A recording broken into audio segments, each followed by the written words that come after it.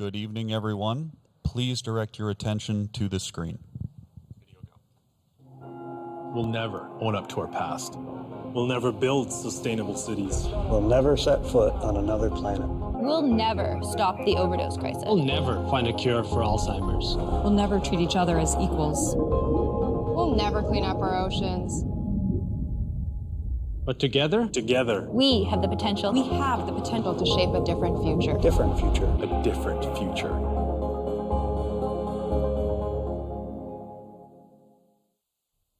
Welcome to UBC Connects. For today's event, we'll be using a web-based platform called Slido. It lets you ask questions in real time. It works on any mobile device, so take out yours and follow along. We'll show you how to get started. Although we do want you to use your device, please make sure it's on silent, as we don't want to interrupt the program. Now, once you've confirmed that your device is on silent, pull up your browser and go to slido.com.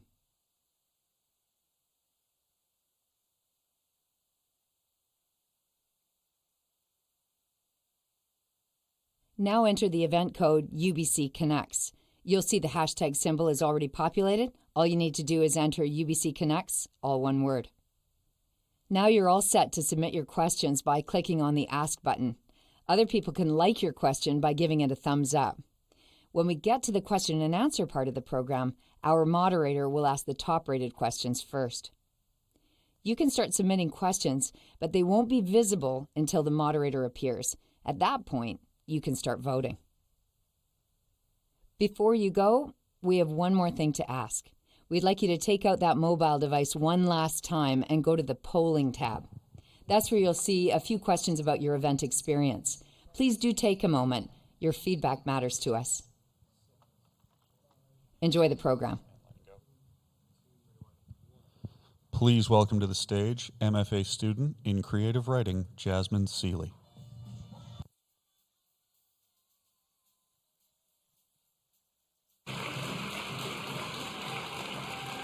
Good evening. My name is Jasmine Seeley, and I'm an MFA student in creative writing at UBC. It's my pleasure to welcome everyone here this evening. We're so thrilled so many of you have joined us tonight in the room as well as online for the fourth installment of the UBC Connects series. In a few minutes, Professor Ono will tell you more about the series, but first and foremost, I would like to acknowledge that we're gathered today on the ancestral, unceded, and traditional territory of the Musqueam, Squamish, and Tsleil-Waututh peoples. Tonight, we will hear a presentation from Miss Isabel Allende, and I, for one, am thrilled. I was first introduced to Miss Allende's work when I was 12 years old. My mother, in her infinite wisdom, thought it was about time I perhaps attempted to read something other than Sweet Valley High. She bought me a copy of City of Beasts, Miss Allende's first young adult novel, which I read in a single sitting. As an undergrad, I spent 1 year on exchange in South America, and I turned to my trusty Allende novels to teach myself Spanish. Today, as a student of creative writing, I read her books with the zealous eye of an archaeologist, digging for the secret to her phenomenal success. I'm sure that, like me, all of you have come to Ms. Allende's work again and again at different intervals in your lives, seeking escape, adventure, solace, and wisdom. I'm so excited to hear her speak this evening. Following Ms. Allende's presentation, Chair of the UBC Creative Writing Department, Alex O'Lean, will moderate a short conversation with Ms. Allende and a Q&A with you, the audience. Tonight's program is being live streamed for those who could not be with us in person. In the coming days, an audio podcast as well as some video clips will be posted on the event website, which can be found at ubc.ca/UBC Connects. So you can revisit this evening and share it with friends and family. As you just saw, for the Q&A, we'll be using an online audience engagement platform called Slido to include everyone in the conversation, even those of you at home can participate. As a reminder, you are able to submit questions now and throughout Ms. Allende's presentation, but we're going to hold off on posting the questions for all to see until after our moderator takes the stage. At this time, you will be able to begin voting on all submitted questions. If you would like to tweet during the program, please use @UBC and the hashtag UBC Connects. Okay, let's get started. It's my pleasure to tell you a bit about Professor Santa Ono before I invite him to the stage to say a few words and introduce our honored guest. Professor Ono earned his BA in biological science at the University of Chicago and his PhD in experimental medicine at McGill University. His principal research interests focus on the immune system and eye disease. Early in his career, Professor Ono held a variety of teaching, research, and administrative positions at the Johns Hopkins School of Medicine, Harvard Medical School, University College London, Emory University, and finally at the University of Cincinnati, where he served as president from 2012. In 2015, Inside Higher Education named Professor Ono America's most notable university president. He is now the 15th president and vice chancellor of the University of British Columbia and the host of this new public lecture series. Please join me in welcoming Professor Ono to the stage.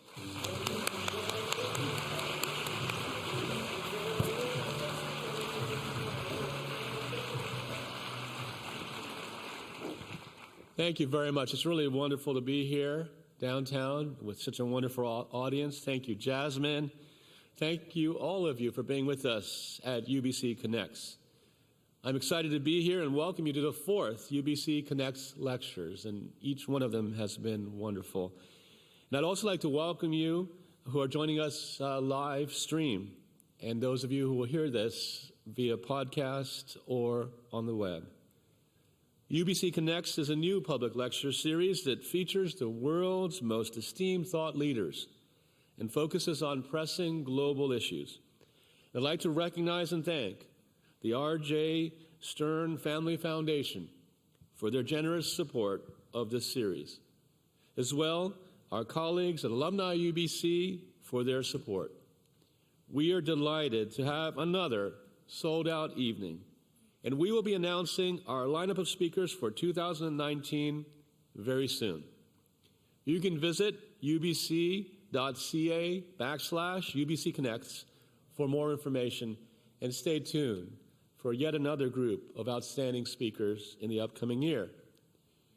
This evening, our speaker is Isabel Allende, who will speak about the alchemy of truth, the power of story to change the world. It's something that's really resonating with University of British Columbia's own strategic plan, because we are really focused on making the world a better place. A few words about Ms. Allende, a literary legend, social activist, and feminist icon. Isabel Allende has sold more than 50 million books in over 30 languages. Her boldly imaginative works have united generations of readers and established her as one of the most respected writers the world has ever known. A native of Chile, Ms. Allende was forced into exile following the assassination of her uncle, President Salvador Allende.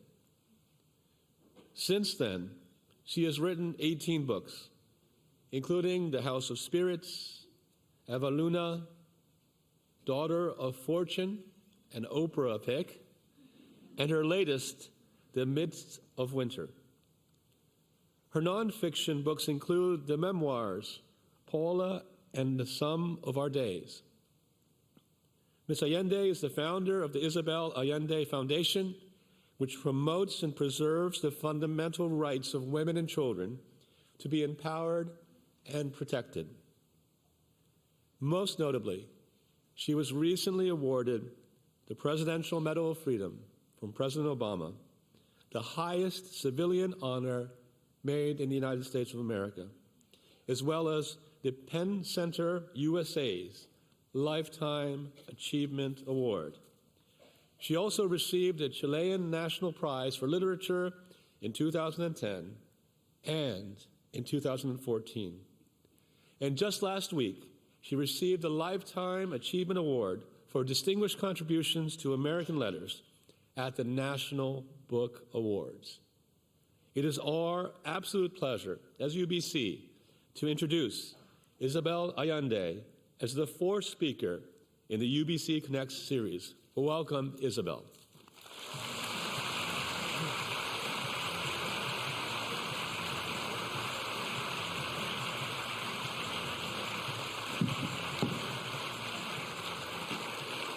Thank you so much. Thank you, thank you. It's wonderful to be here. Thank you for this invitation to Canada. I might extend my stay here as an undocumented Latina alien.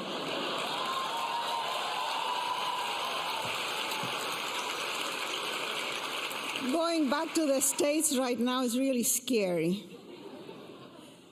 And this is very important for me to be in this town because many Chileans were welcomed here after the military coup in Chile. They came, they sought asylum, they were welcomed, and they had a life here for them, their children, and now their grandchildren. So thank you.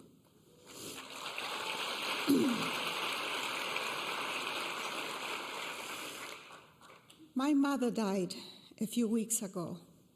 She was the longest love affair of my life.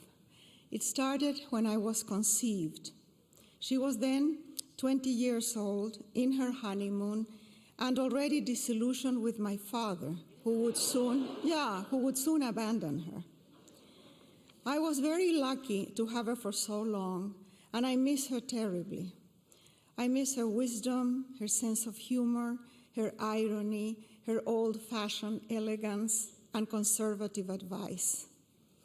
Days before her death, she asked me to get married. She didn't want me to be old and alone. I explained that I had a perfect lover. Why would I want an imperfect husband? She did not approve of that. At your age, lovers don't last. A husband is a captive prey, she told me. We didn't agree on feminism, religion, lovers, or husbands, but we never, ever had a fight in the 76 years of our splendid relationship. Because of my mother, and because of my mother's love, unconditional love, I believe that I'm special. This is very useful in the dating scene. I have confidence to take the initiative, never expecting to be rejected. This takes men by surprise, and usually by the time they react, it's too late for them. We'll talk about this in a minute. My mother and I got along so well because we always lived separated by one continent or two. Soon we established the habit of writing letters. When I was 16, living in my grandfather's house in Santiago, Chile, she was in Turkey with her second husband, a diplomat. Our letters would take a month or two to arrive to their destiny, but we didn't mind because it was not a conversation. It was like a shared, long, never-ending monologue. Later, when she was in Switzerland, the post office was more efficient, and we started writing every day and collecting our correspondence. By the time she was in Argentina, faxes were invented, so we could converse. But we didn't know that faxes eventually faded, so there's no record of those years. As soon as email was invented, our epistolary tradition escalated to the level of addiction. First thing in the morning, I would check the screen for my mother's mail, and last thing in the evening, I would write to her. A day without a letter was a day not lived. It would disappear forever in the labyrinth of our frail memory. I saved our handwritten letters, our faded faxes, and our printed emails. By the end of each year, I put them in a plastic box in chronological order. I have piles of boxes in a storeroom. Each one contains between 600 and 800 letters. So it's a whole life there. It has taken me weeks to stop myself from checking my computer looking for my mother's morning mail. I still write to her and will continue to do so because, who knows, maybe there is Wi-Fi wherever she is in the vast universe. I have begun to read her letters, starting from the oldest plastic box. I try to control myself, not more than one or two. My plan is to read a letter from my mother every day to the end of my life. The love of my mother and the sadness of her departure have been in my heart and my mind for weeks. Losses and love. Those are the fundamental issues that have defined my personality and determined my life and my writing. And that's why what I would like to talk about tonight, love and losses. My most painful loss was the premature death of my daughter Paula. She was 28 years old, newlywed, in love, full of life. I have had other losses in my life, like my father's abandonment, exile, several deaths of friends and family, 2 divorces, and more. But nothing can be compared to that one. It broke my heart. I have always been a foreigner. It is my karma. I was born in Peru and raised in Chile. In my puberty and adolescence, I followed my stepfather in his travels as a diplomat. Later, I became a political refugee for 13 years in Venezuela after the military coup of 1973 that interrupted a long democratic tradition in Chile. And I have been an immigrant in the United States for more than 30 years. No wonder I hate traveling. Every time I find myself in an airport, I panic. I feel a fist in my stomach. What if something happens and I can never come back? It has happened to me before, to leave in a hurry with the idea that I will come back, and it has been impossible to do so. And I find myself in yet another crossroad, that my life changes abruptly in another direction. Nothing will be the same again. Most of my writing comes from nostalgia, losses, and separation, from the incurable desire to belong in an extended family and a community. My first novel, The House of the Spirits, was an attempt to recover everything that I had lost in exile: my country, my family, my friends, my job, my home, everything. Writing has defined me. I'm a writer because I was born with a good ear for stories, with a very eccentric family that's always very lucky, and the destiny of a wanderer. Word by word, book after book, I have created the person I am and the invented country where I live. By the way, he made a mistake. I have written 23 books, not 18.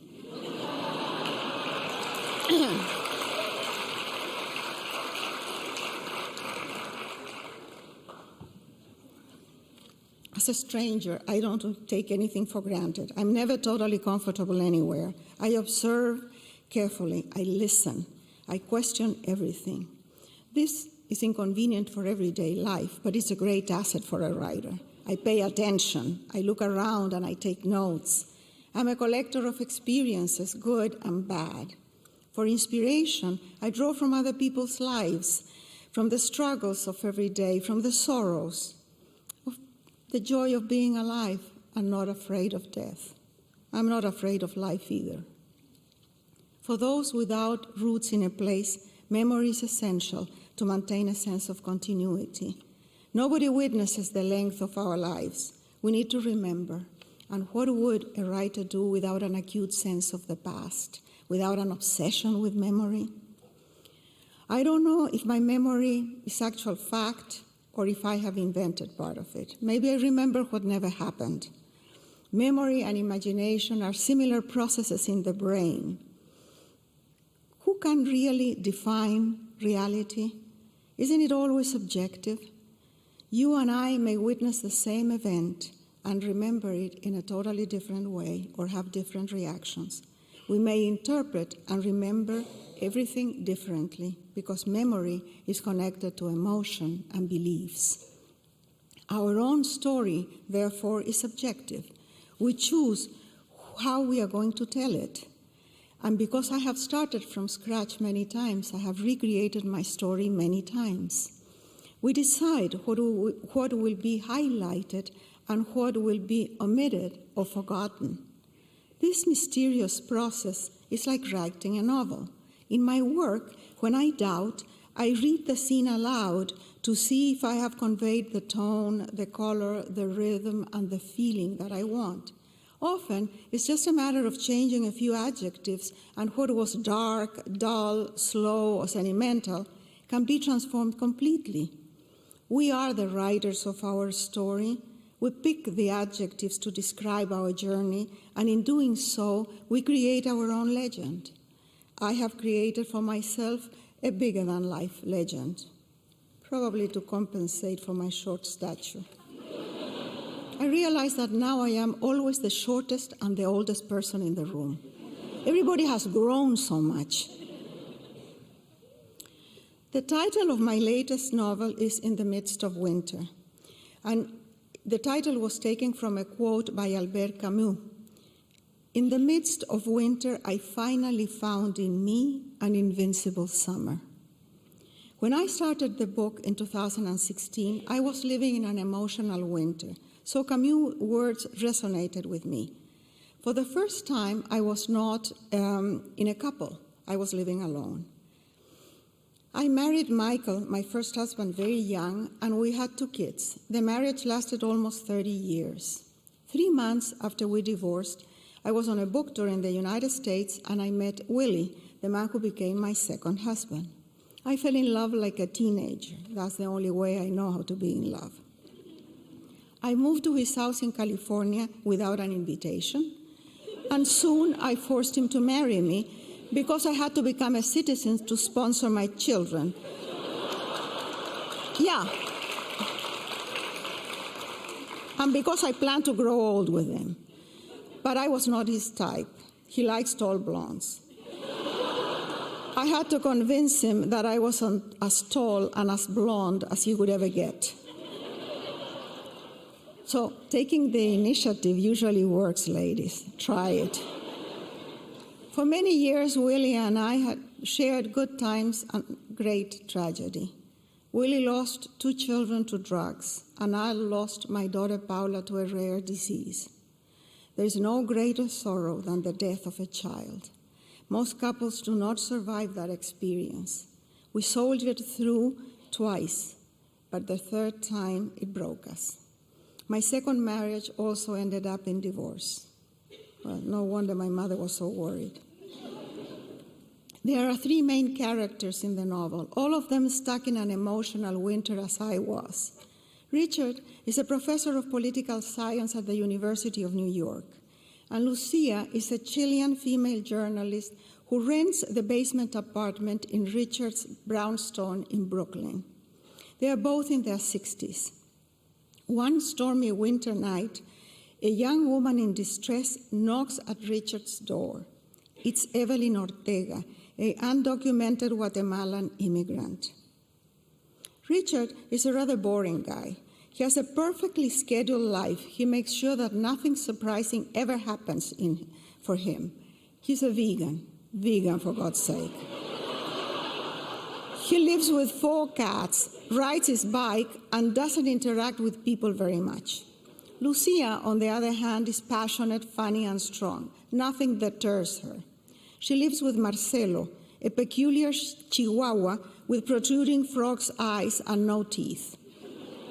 Lucia and Richard are traumatized by events from their past, but they have not suffered the kind of trauma that has forced Evelyn Ortega to leave her country. Evelyn grew up in a village in Guatemala in poverty. Her family is assassinated by gangs. She found no help or protection from the corrupt police. She was raped, beaten, and barely escaped with her life. She ended up living in the United States in secret, exploited, always hiding, always in fear of being caught and deported. The character of Richard is based on my brother, who is also vegan, professor of political science, and lives with 4 cats. I adore my little brother, but I have to admit that he's weird. Lucia is modeled after a couple of my journalist friends who suffered repression during the dictatorship in Chile. I didn't have to invent Evelyn Ortega either. She is one of the cases I have seen in my foundation.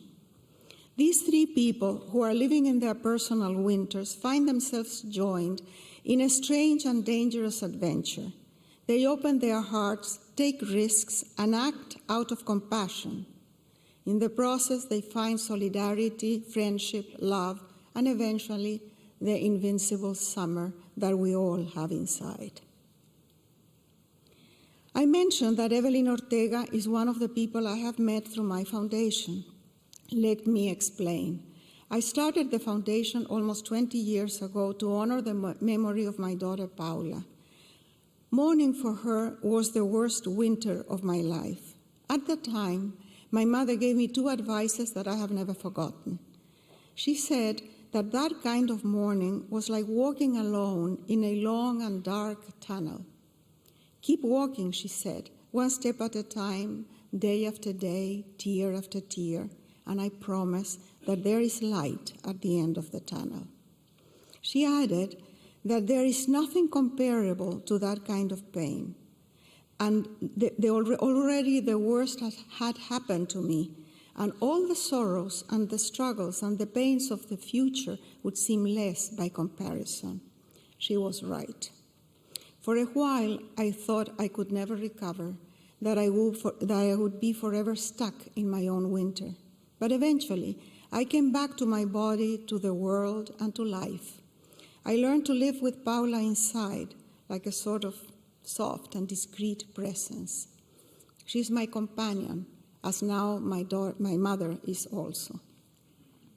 My foundation's mission is empowerment of women and girls. We work in areas of reproductive rights, economic independence, and protection from violence.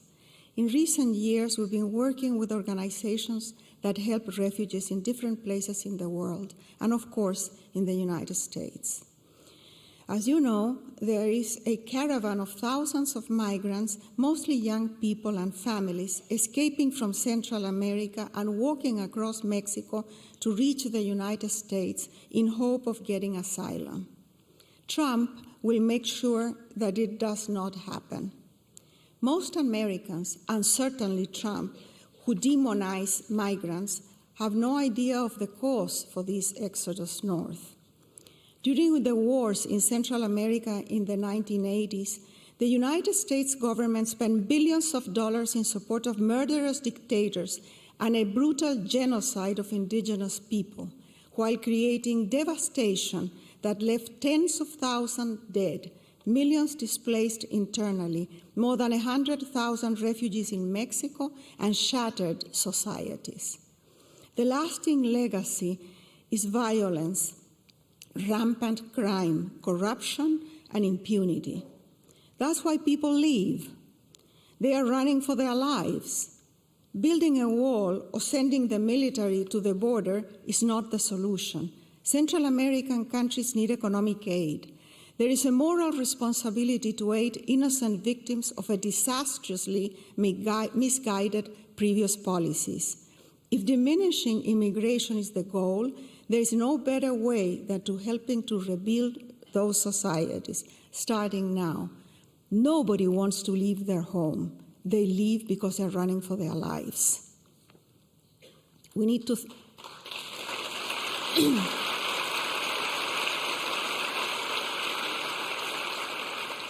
We need to think about the past. We need to know our own history to understand the present and build a better future.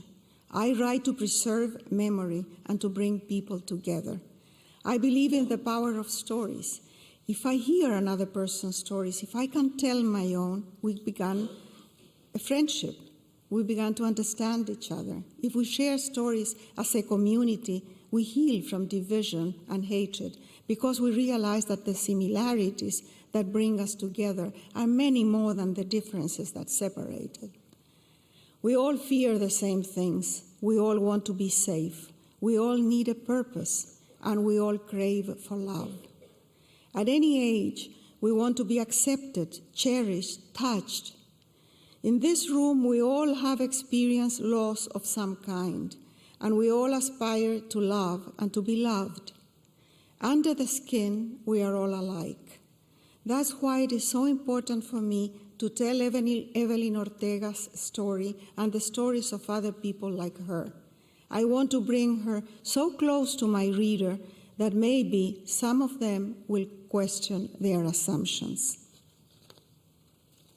Well, enough of losses. Let's talk about love.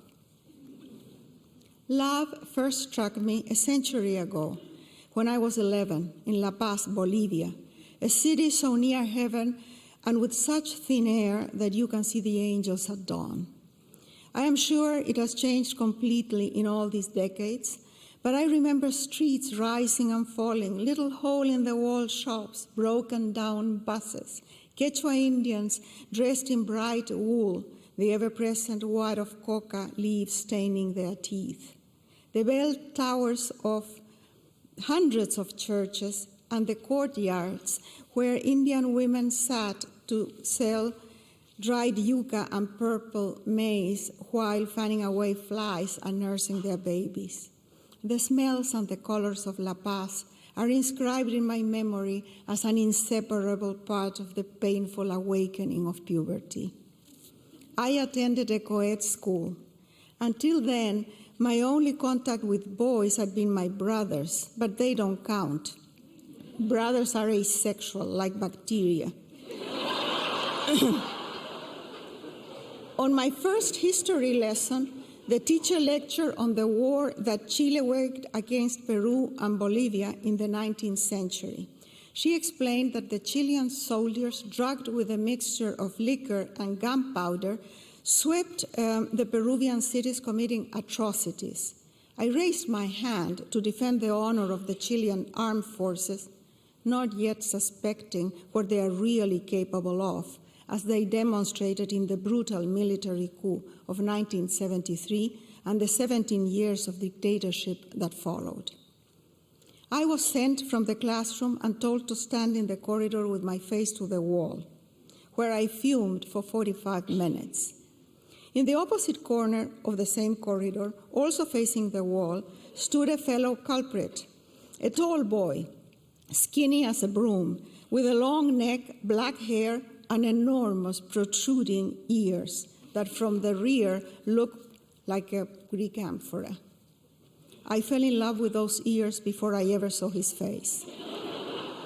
My infatuation lasted 2 years, but was destined to failure. I was so short that the object of my passion never saw me. His eye level was a foot above my head. Once, a fight broke in the playground, and I ended up with my arms around my idol, rolling in a dust devil of fists, hair pulling and kicking. I was bruised and bloody-nosed, but suddenly one of those monumental ears came within range of my teeth, and I stole an impassionate nip. For months, I walked on air. It was the most erotic encounter, a combination of intense pleasure from the embrace and no less pain from my bruises. Given that masochistic awakening of lust, other less fortunate women might today be into bondage. But as it worked out, I never had the occasion to practice that particular hold. So I can't understand fascination with submission and dominance. Since that first passion in Bolivia, I have been in love always, with different men, but seldom more than one at a time. Infidelity takes a lot of planning, and I'm not good at it. Planning, I mean. Right now, I'm in love again. That's quite an achievement at my age. Most all women are walking disasters. They have bad teeth and bad character. I'm aware that this is a generalization. There are some exceptions. And I found one. His name is Roger. When I divorced Willie, my second husband, after 28 years of marriage, my mother approved because what's dead cannot be resuscitated, as she put it. But she feared for my future. Where would I get another husband? I told her again that I would be perfectly content with a lover. And if that was too ambitious on my part, I could compromise for a sexual object. Unfortunately, it would have to be male. I am terminally heterosexual. That limits my options quite a bit. Women are more interesting than men, and they age more gracefully. I should learn from my grandchildren's generation. They seem to be all gender fluid. I can see horror in some young faces in the audience. You don't want to hear a woman in her 70s talking about any of this, do you? Well, I have news for you, my dears. You will find out soon enough that we humans are sensual beings to the very end of our lives. At 97, my mother still had erotic dreams.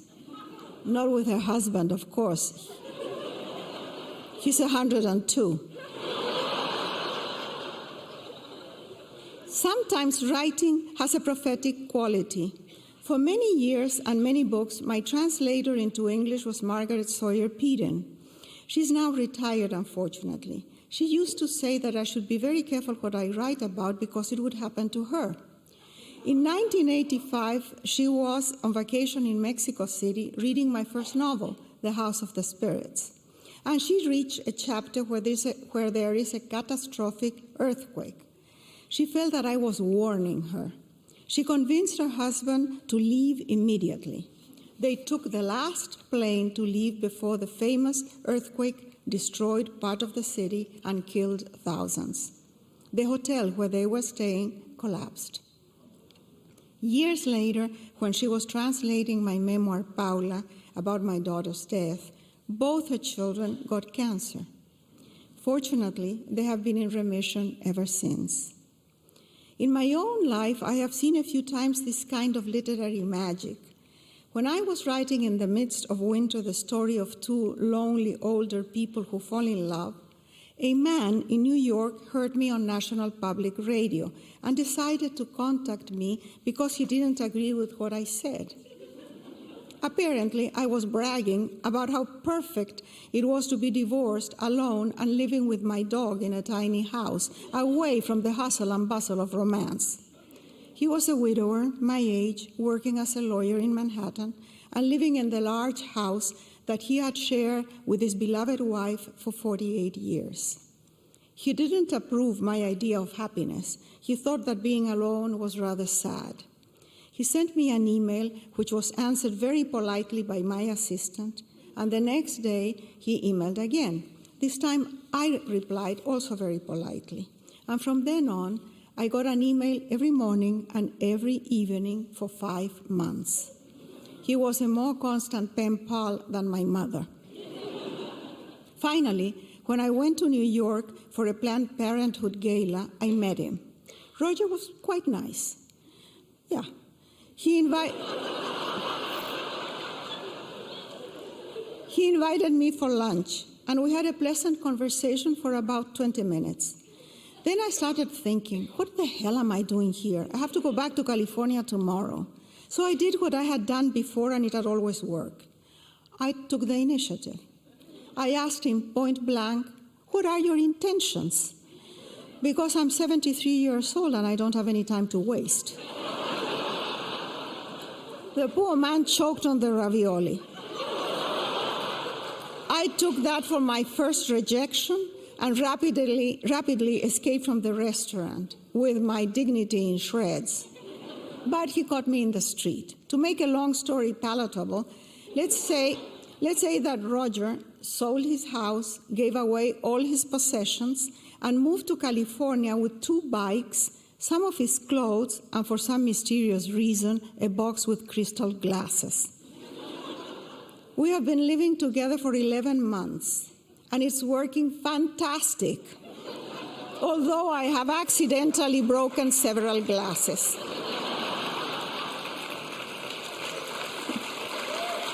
Good. So what happened to Richard and Lucia in the book happened to Roger and me in real life, although when I was writing the book, I didn't know him. Roger and I were stuck in our personal winters, and together we have found our invincible summer.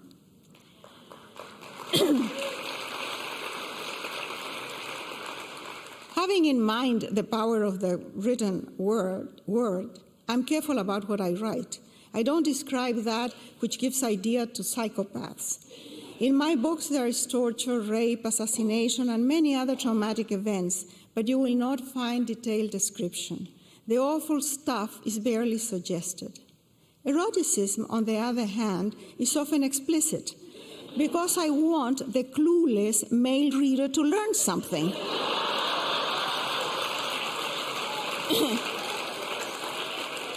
For years and years, I wanted to write an erotic novel, but couldn't because my mother was still alive. Now that I could do it, it's too late for me. The traditional idea of eroticism seems like too much work. Sensuality at my age is a pair of warm socks. Often, my female readers ask me if the erotic scenes in my books are inspired in my own experience. Well, not exactly. I make them up. You ladies in the audience haven't missed much. There's an audible sigh of relief, I think. Steamy love scenes are just wishful thinking, as most authors can tell. That's the best part about being a writer. One can live vicariously through the characters. We grandmothers don't get to practice much of the new sensual trends. It seems that the new fad is 50 shades of beige, but I don't enjoy domestic violence. My idea of pleasure is sense of humor, good wine, music, and tickling with a peacock feather. That I can handle. Young people ask me, how is it to fall in love in my 70s? Well, it is exactly the same as falling in love in my 20s. The only difference is that now I have a sense of urgency. Roger and I have no time to waste, as I told him in that memorable luncheon. How many more years together do we have in good health before senility and decrepitude defeat us? 5? Maybe 10? We have to enjoy them fully. There's no time for little stuff, for pettiness, for jealousy, for stupid lovers' games, for secrets and deceptions. We have to love each other with transparency, humor, patience, and total commitment. We want to be perfect lovers, as I tried to explain to my mother. Roger doesn't like the term lover. He thinks it's too sexual. How can anything be too sexual? He prefers sweethearts. Okay, sweethearts then, whatever. The point is that if I had known before to love as I love now, fully aware of how fast time goes by and how fragile our lives are, maybe I would not have needed 2 divorces. But of course, Roger was not around when I was younger. In my work, I try to go deeply into the secret chambers of memory and the heart, to search in the dark places where all the fears come from, and in the luminous place where the creative force is generated, looking for the uncertainties that have pulled me back and the motivations that have driven me forward.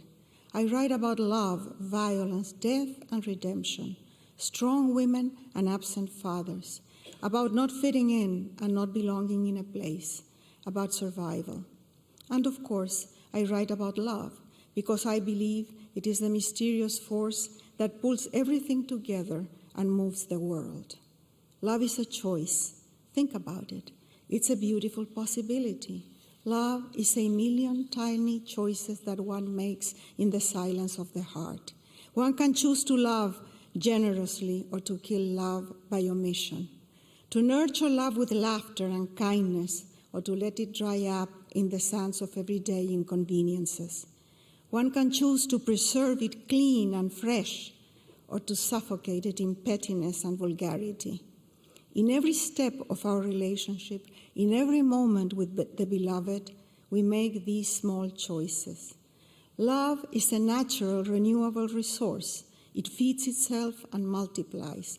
You start by loving your partner, your family, your pets, your friends, and soon there is so much love accumulated that you become passionate about ideas and causes. You fall in love with life.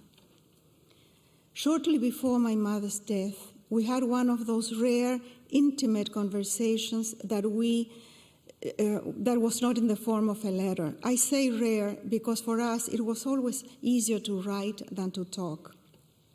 As her end approached, she would come in and out of consciousness, but when she was awake, she was totally lucid. "Am I dying?" she asked. "Yes, Mom. Are you afraid?" I replied. "No, I'm content, and I'm curious. I wonder what's next," she said. I also wonder what's next. My mother's death brought into focus my own mortality. My days are counted. How do I want to live them? What changes do I want to make? I don't know how many I have left, so I have no time to hold grudges, to buy expensive brands, or to go on diets. No more stiletto heels, no more trying to please people, just animals. I have told my superego to fuck off and let me enjoy what I have. I still have a body that works and is capable of experiencing pleasure. I have a brain that is not falling apart yet. I love my brain. At this stage, I feel lighter. I am free of ambition and self-doubt. I know my limitations and my skills.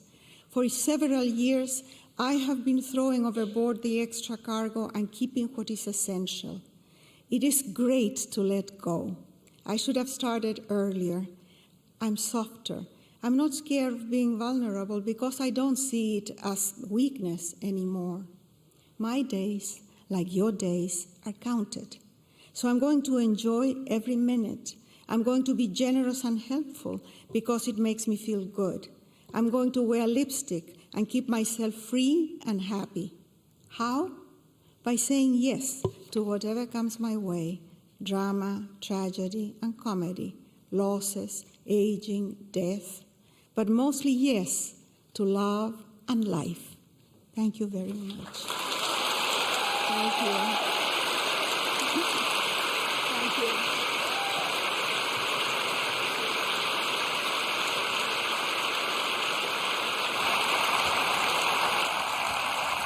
Thank you so much. It's so wonderful.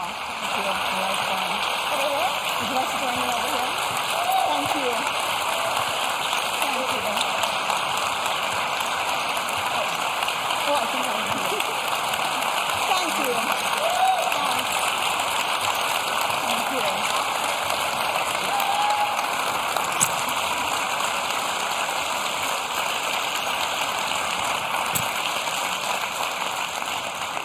I think they liked it okay. Could we have room in the house, light in the house so I can see the people, please? Yeah, that's nice. Way better.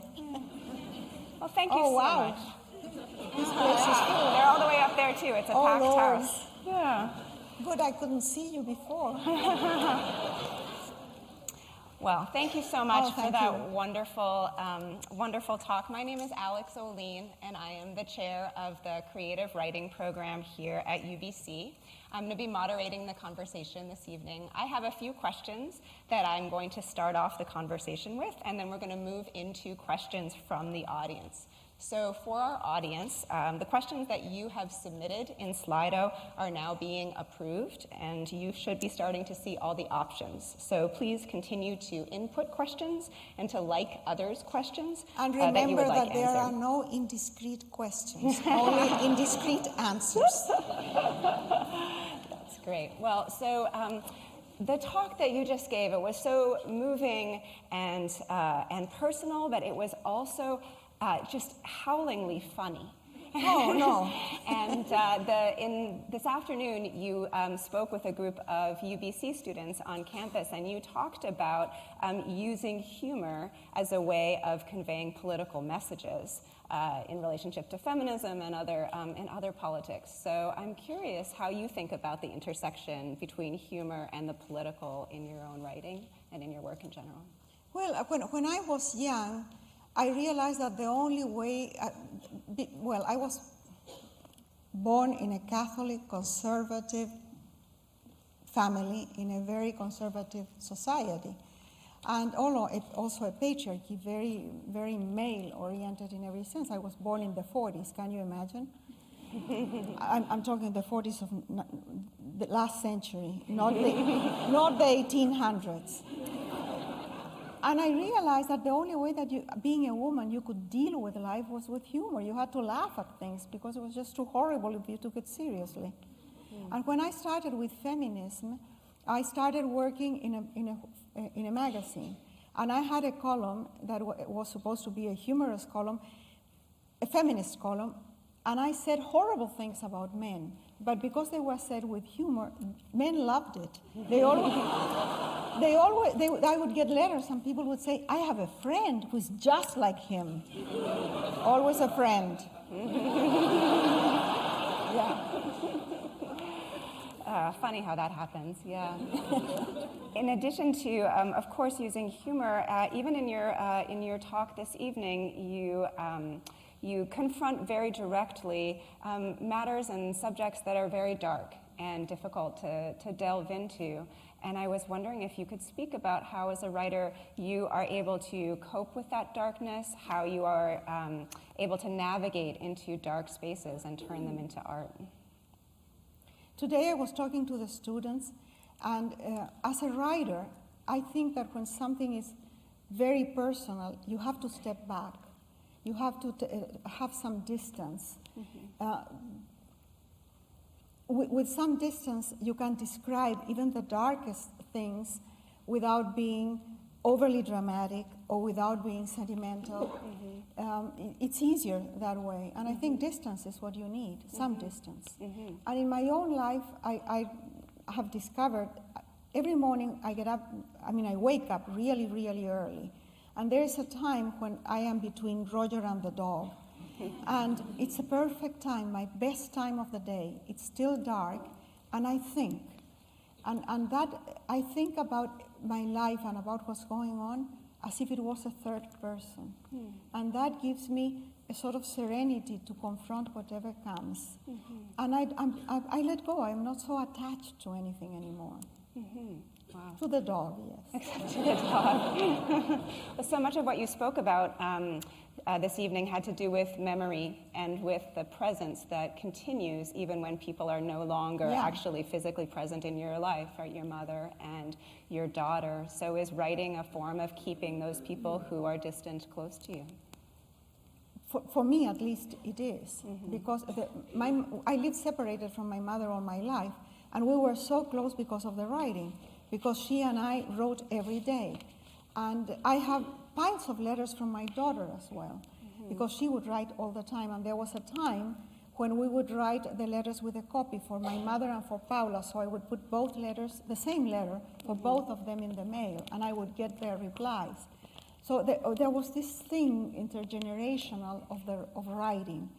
I'm used to it. And my way of exorcising all my demons, of understanding the confusion of everyday life, is writing. If I don't write it, it somehow gets entangled in, and I can't solve it. Yeah. In addition to sometimes it comes in fiction. It comes out in a way that is totally unexpected, that I don't recognize in the writing until later, and then later, this is what I was writing about. But I wasn't sure while I was doing it. And when you're writing, do you know what's going to happen next, or are you surprised by events I never as know they anything. No, I don't know the end. The only thing I know is that on January 8th every year, I start a book. That's all I know. And then what's going to happen, how that book is going to evolve, I don't know. But then I also have learned that I never leave a book unfinished. Never? I always finish the project. Wow. It's because the project, in a way, is so important to me. I'm writing about something that I really care for, so I will always finish it. I have had writer's block, but I've always finished everything. It's like marriage. It's a process. And then it ends, and so what? That's wonderful. All right. Not that ends. Her wit is wonderful, to be clear. Not saying that marriages ending are wonderful. Actually, sometimes it is, let me tell you. It is really wonderful. Okay. Especially when the former husband marries someone else, and then he's falling apart, and she has to take care of him. Oh, Lord.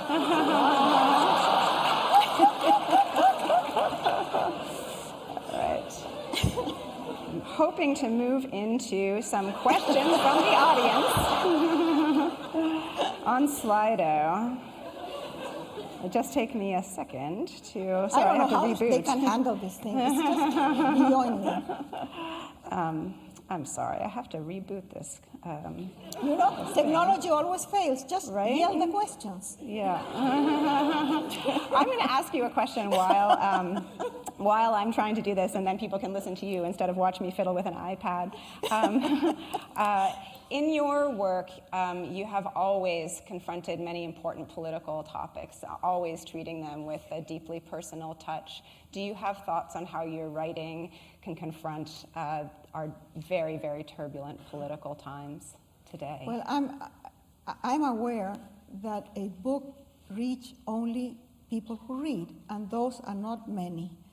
If a journalist on television can have more impact than all the books that I can write, because they reach more people, they can in a way manipulate public opinion in ways that a writer cannot.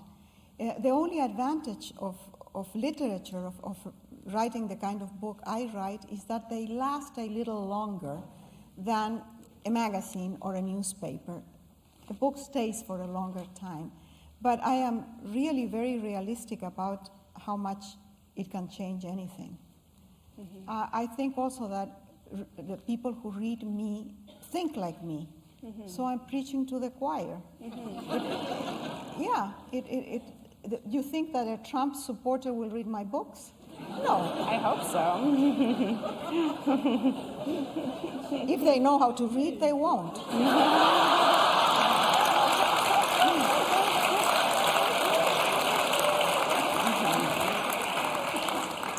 Okay. I've now successfully pulled up some audience questions, and there seems to be a very clear desire to know about, do you think you've written your masterpiece yet? And if so, which one and why? No, I don't think I have written or I will write a masterpiece. As I said before, I'm very realistic. How many writers write masterpieces? How many writers transcend? A handful. Why would I be among them? I'm happy that I can write. I'm happy that some people read my books, and that's good enough. What more would I want? I have already received in this life way more than I ever dreamed of. Way more. I never thought that I would come out of the hole where I was born. And look at me, I'm here with you. Well, and you have also given so much to so many people through your books. One of the questions that we have here is, do you think storytelling sometimes pays a high price concerning one's own emotional labor? And if so, how do you reconcile that? No, I think that storytelling is always wonderful, and whatever the price is, it's cheap. Because you get so much recognition from your reader, and then you get the satisfaction of having written down something that is important for you. And that is more than enough. More than enough. This is like feminism, you know. I remember my mom, when I started with feminism, I was very, very young, in my teens. And my mother would say, I understand. Just do whatever you need to do, but very discreetly. And I said, my mom, what's the point of doing feminism discreetly? The idea is to change the world. And my mother said, yeah, but you will get a lot of aggression, and you will have to pay a very high price. And one of the things that we talked about recently, before she died, was that the price I had paid was so cheap. So cheap. I mean, it could not have been a better bargain. Well, speaking of your mother, one of the questions here is, will you ever write a book about the correspondence between you and your mother? We promised each other that when whoever died first, the other person would burn the letters. Because we were so raw in that correspondence, so open. We talked about stuff that we would never show to anybody else. But I have the letters, and I can't burn them. I don't think I will write about the letters, but I might write about my mother, and I know that life better than mine. I know everything. There was not a subject that we couldn't touch. Sex, money, religion, dreams, everything. Everything is there. That's why when I said that my mother at 97 had erotic dreams, she would tell me the dreams in the letters. I'm telling you, no one wants to read that. But my mom was really funny because she learned the technology somehow. So she had Facebook, FaceTime, and she would email, and she didn't tweet, but she emailed. And she would spend a lot of time at night, she couldn't sleep, watching TV. And so sometimes surfing the screen, she would stumble upon pornography. And so she would put on her glasses, come very close to the screen and watch very closely. And then she would write to me and describe everything. And I would say, Mom, why did you have to watch that? And he said, because I never imagined that people could do those things. If I had only known.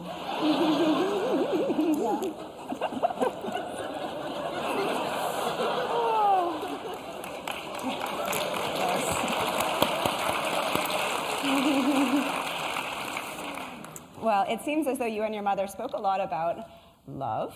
Yeah, we did. Yes. Do you have any advice for finding love? People want to know For that. finding love? Yeah. No, it's just luck. Just luck. Just luck. You know what? When I separated from Willie and I was old and whatever, many people said go on Match.com. So I didn't know what that was. And so you have to write a profile. What would I write? Short Latina grandmother looking for who? How would I know what I want? I have no idea. It didn't work for me. It's so funny. And you know, those things are dangerous. I have a friend who met the perfect guy online. Perfect. He was a British architect with an accent, very pronounced accent.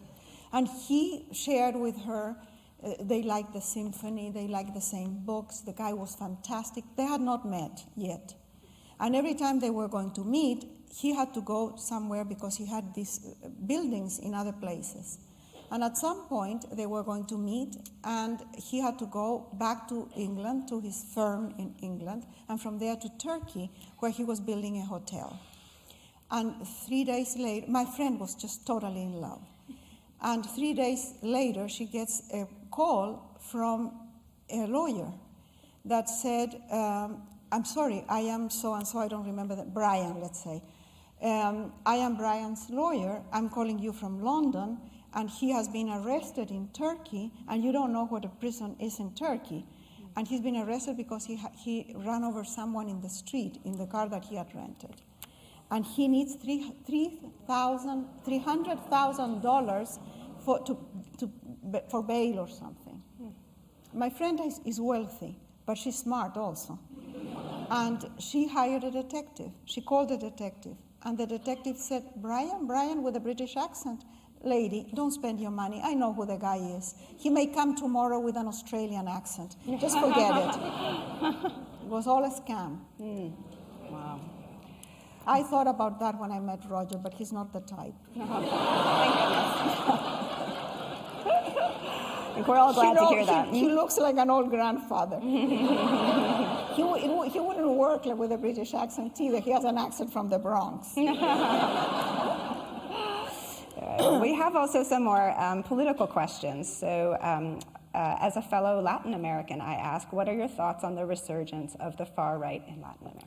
It's terrible, not only in Latin America, but in the world. And it's happening in Europe, it's happening everywhere, and certainly in the United States. I have lived long enough to know that this thing is like a pendulum that goes and comes, and things change. When we are young or younger than I am, we think that nothing will change, that we have no power to change anything. Well, we do. We have the power to change the world, not immediately, but together we can do a lot, and it does happen. The fact that we were stuck in Chile with the military dictatorship, there was no Congress, there was no independent judiciary, there was nothing, no public opinion, all the press was suppressed and censored. And for 17 years, 15 of those years with curfew, and we got out of it. I thought those 17 years was a lifetime. It was long enough that my generation who left the country, their children grew up in other places, and they will never go back. So we were torn between going back to Chile or whatever country and leaving our children behind, because our children already belong in another place. The average time for a refugee to spend away from home is 17 years. That's the average time. There are people, for example, in Palestine that will never go back anywhere. People in Syria today that have left the country 5 years ago, and they have no hope of going back. There were no Syrian refugees in the world before the civil war in Syria. So we have to think of refugees as people who are desperate. Why would you put your children in an inflatable boat and cross the ocean unless you are desperate? Remember that you must have seen that terrible photograph of the toddler in the beach in Turkey in 2015. He was called Alan Kurdi, and his father that day lost his wife and another child. That little boy, that picture, in a way, symbolized everything what it means to be a refugee. For yourself, you have had so many profound experiences of displacement, of movement from your childhood through your adulthood, and you now are living in the U.S., but you're, of course, still a Latin American I'm living writer. in California, that's not the U.S.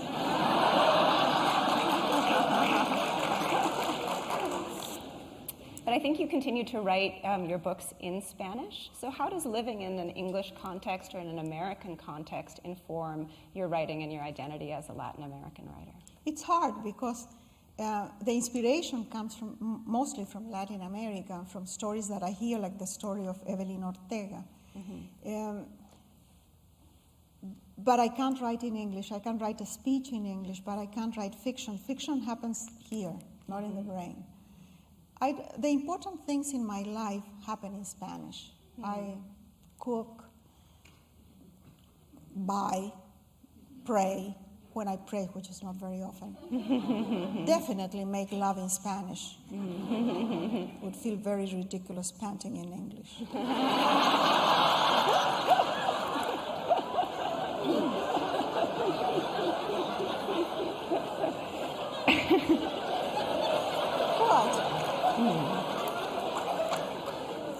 When you write, I think there are characters that you sometimes model from people that you meet or people in your life. Absolutely. And are those people, when they read your work, are they either upset or flattered by your portrayal of them? Usually upset. But if I have to choose between insulting somebody and writing a story, I choose the story. I don't mind telling everything about myself. But when I have written a memoir, I always show the manuscript to the people whom I mention by name in the book. In the case of fiction, I don't care because it's fiction. They can't sue you. And if some people recognize themselves, well, too bad. What can we do? There's a nice quote here from someone in the audience, from the author Terry Pratchett, saying, "People think that stories are shaped by people. In fact, it's the other way around." That's what I was trying to explain, but I couldn't say it so briefly and so wonderfully. That we tell our own story, and in telling our story, we shape our lives and we shape ourselves. I could tell you my life in one tragedy after the other, because there has been enough so that there is continuity in tragedy. But I don't think that way. And if I think that way, I cut myself off and I say, no, that's not true. There's highlights, there is joy, there is friendship, there is adventure, there is so much that I try to tell the story with the highlights more than the lowlights. And therefore I shape not only my life, but my personality, the person I am.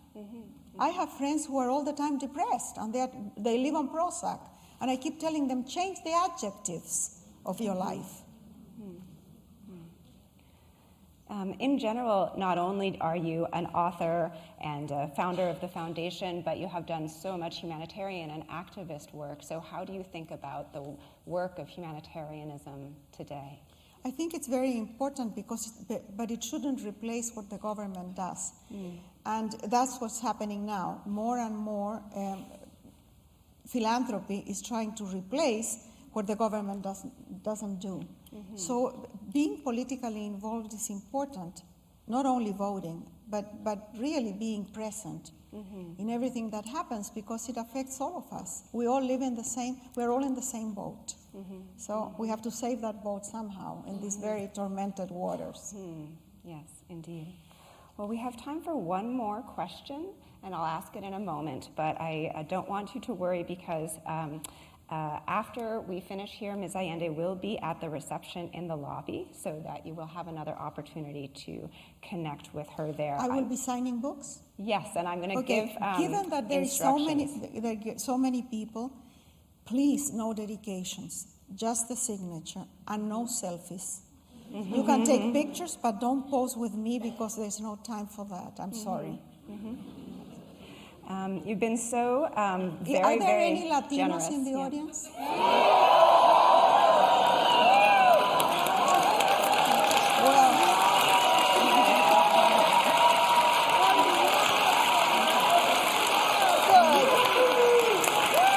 Okay. Lo voy a repetir. Ya.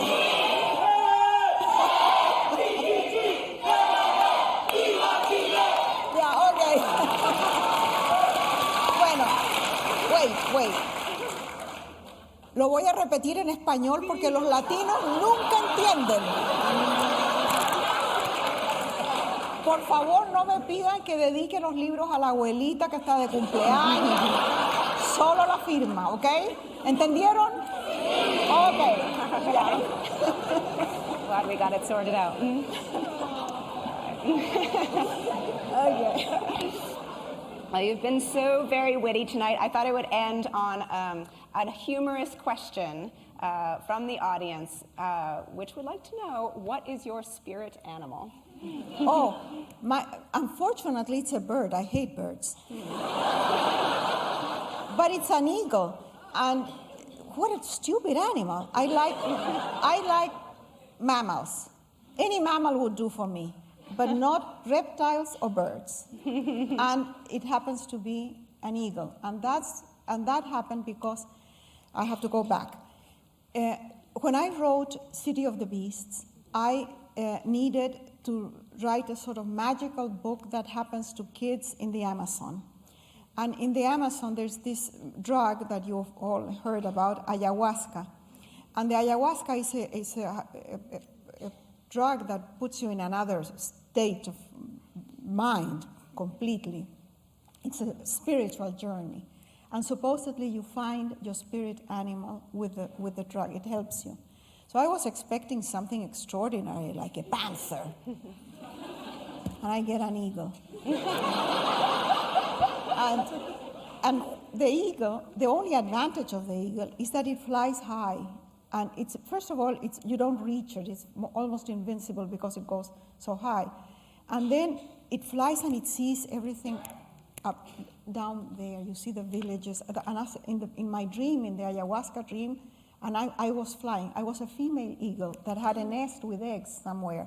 And as I was flying to the nest, I could see people and I could see stories and villages and rivers and everything down there. And I realized that that's the way I work. I go into a place that is very lonely, and from there, I look down at the world and try to make sense of it. And that is my job. So being an eagle is sort of boring, but it's not that bad. That sounds wonderful. And thank you so much for this wonderful conversation. Thank you so much. Thank you. Thank you very much. Thank you. Thank you. That was lovely. Thank you. Thank you. Thanks.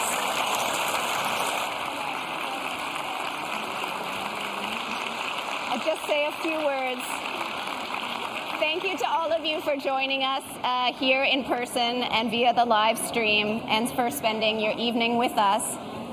For the signing, if you could please have your books ready, open on the page that you would like signed to help the line move quickly. Given the number of people here tonight, we won't be able to accommodate personalized messages, posed photos, or selfies.